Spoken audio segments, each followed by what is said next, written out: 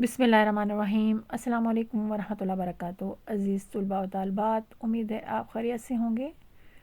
Class 9th इस्लामियात जो students English में लेते हैं उनके लिए सूरह अनफ़ाल के नोट्स आहिस्ता आहिस्ता अपलोड हो रहे हैं।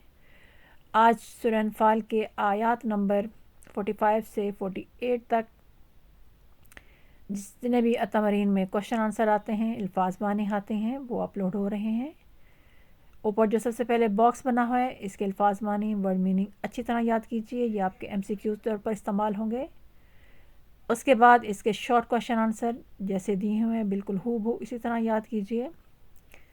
बेहतरीन आंसर दिए हुए हैं और बहुत अच्छी तरीके से हेडिंग के साथ बने हुए हैं। आप भी इसी तरह ही हेडिंग के साथ याद कीजिए, लिखिए और अपने उस्ताद को चेक कराइए, ताकि इसमें अगर कोई गलती है तो वो ठीक उसी वक्त की जा सके। इंशाल्लाह ताला बहुत जल्द इस्लामियात के बाकी नोट्स भी अपलोड हो जाएंगे। जो ऐसे बच्चे इस्लामियात इंग्लिश में लेते हैं उनकी सहूलत के लिए।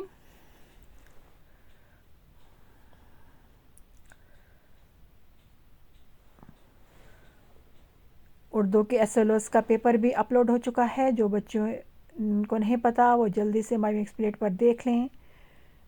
उसमें मैंने बता दिया है कि कौन सा क्वेश्चन किस तरह याद करना है और कैसे याद किया जाएगा।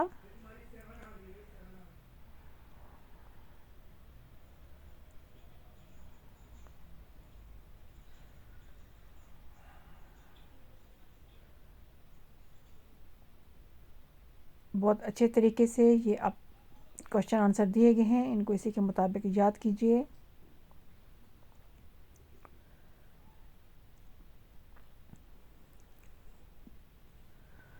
ये इसका सेकंड क्वेश्चन,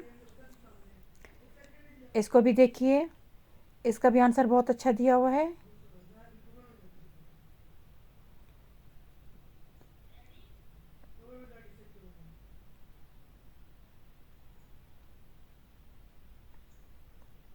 इसके बाद ट्रांसलेशन है। ट्रांसलेशन आपको ये वाली याद करने की ज़रूरत नहीं है, वैसे अपनी इस्लाह के लिए इसको याद भी कर सकते हैं, लेकिन जो पूरी सूरह अनफ़ाल है कम से कम आप 48 आयात की ट्रांसलेशन लाजमी याद करें, ताकि उसमें से फिर 3 आयात आप आसानी के साथ कर सकेंगे। इसे कम मत कीजिएगा बेटा, ज़्यादा करेंगे तो और अच्छी बात है, ताकि आपके पास चॉइस की गुंजाइश रहेगी।